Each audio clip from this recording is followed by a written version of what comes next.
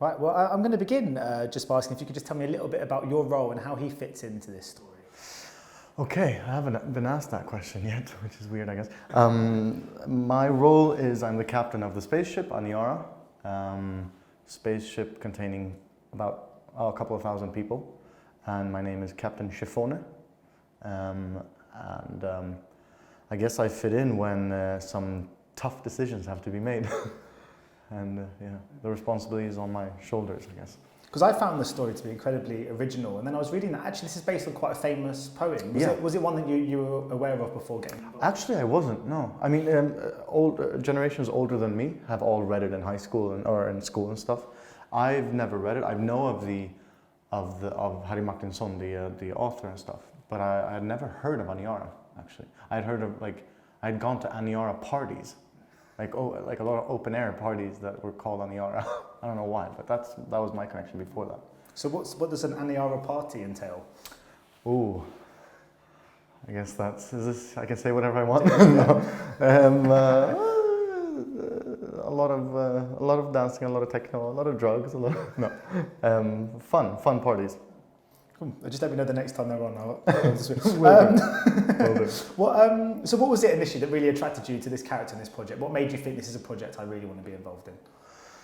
Honestly, when I read the script, I mean, I was involved with the project in a different way than as an actor before I got into it as how would you call it? When they thought of me as the captain. So before that, I was involved in a completely different way, and I know Pelle and Hugo since before. So I read the script with just not at all looking towards looking at I should play this so I would be able to play that. I was just reading the script and I just loved the script. I mean, they had made such a good adaptation. I hadn't read the poem, but I did after reading the script twice, which is probably why I then understood the poem. But I just love the way they had written it. In the script there were so many sub stories and characters and stuff that you got to follow, even more than they actually made the film. And I felt that I cared about each little sub story so much, which is kind of difficult to make in a script, and they made it perfectly. So what do you think this film has got to say about the modern man and sort of modern society? Because I saw sort of shades of WALL-E, the Disney Pixar film. Yeah. It feels like there's a real message to this movie. What was it that you think this film is telling us about the way we live at the moment? To put it bluntly, that we're all fucked, and we have been for a while, and there's no turning back. Let's just have fun until we realize, I guess. Or let's not. Let's try and solve this problem. But I guess for me, I'm kind of a pessimist when it comes to that. I feel like we're all screwed already. So do you think that, I mean, it feels like from the moment this film was first conceived, and particularly when the poem was first written, this film has become increasingly more relevant. Do you think this is a really good time now for this song to be released? Absolutely, it's a really good time, and it has been a really good time for many years, and it's probably just going to get better and better the times for the release of this film. The world's screwed, but at least this film will be really relevant. And I guess we're catching it at a peak, but I don't know, it might still be even more relevant in a couple of years. And I mean, it also follows the kind of tropes of the survival thriller, I think, in the way it feels like Castaway with Tom Hanks. Like the idea of how we would react in these moments. And what do you think, where does this fascination lie from an audience point of view? For us to keep wanting to see how the human psyche kind of, responds to kind of these moments, which are so hypothetical. Right. I mean, I guess we all want to relate to what we watch. The music we listen to, the films that we watch, we want to see ourselves in that. In a character, we want to relate somehow, and that's what I really like about this film, that it's like a sci-fi where you can actually go, who would I be?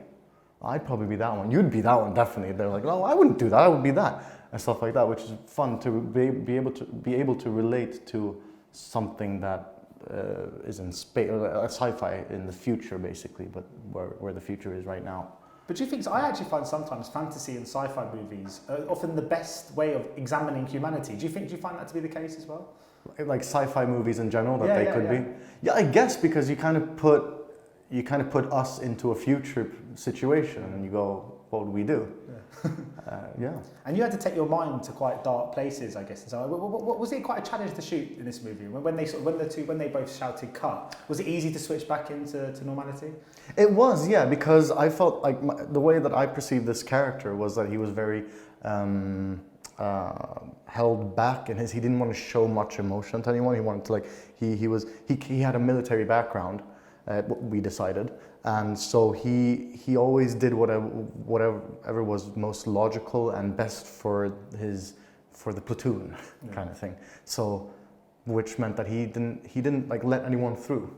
So I was kind of, and then as time goes in the film, as time passes, he kind of, a little bit of him, a little bit of panic, a little bit of like emotion sips through and shows, and then he kind of holds it back again.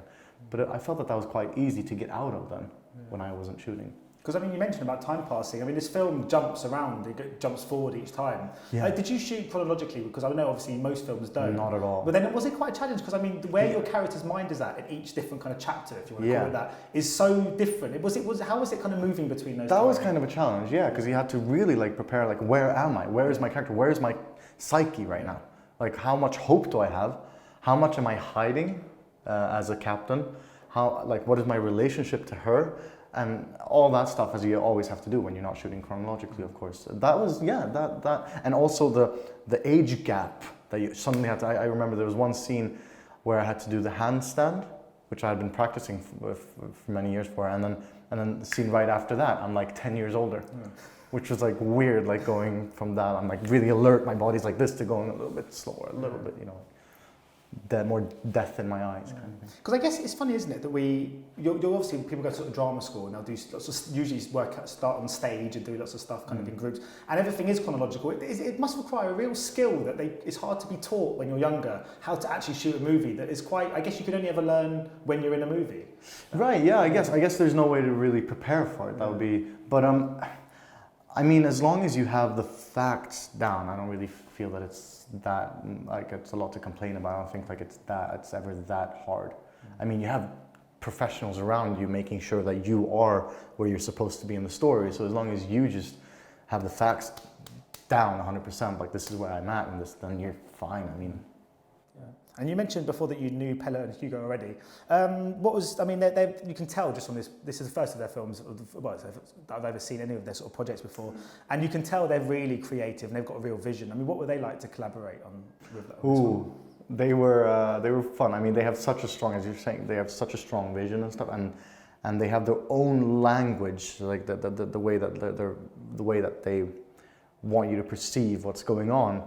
And even as an actor, they could often want me to be bad, kind of thing. They want to be like, no, I want you to be quirky. I want you to be like, in this scene, don't do it honestly, do it in a quirky way. And I can't bring that, I can't access that part of myself as an actor. So it was fun, like trying to get to where they were trying to get me and still keeping it as what I perceive as good, or I consider as good acting.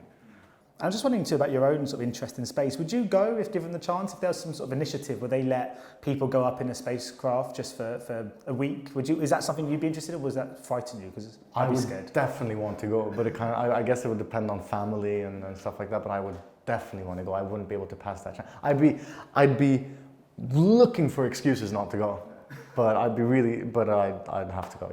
Yeah. And just finally, I mean, there are some really great kind of imports from Scandinavia in Hollywood and in the UK and stuff. I was just wondering if it's something you'd like to try more of, to make movies around the world and to make films, perhaps in the UK and stuff like that. Yeah, definitely. I'm actually moving here to the UK in like 3 weeks and talking to representation, yada yada. I'm really looking to make some stuff here as well, yeah. Cool. Oh, nice. Well, good luck with everything. Thank you so much. Thank you so much. Cheers, thank you. Ladies and gentlemen, you're watching Hey You Guys! Hey You Guys, huh? Hey You Guys. Is that from the Goonies? It is indeed, yes. Nice. Hey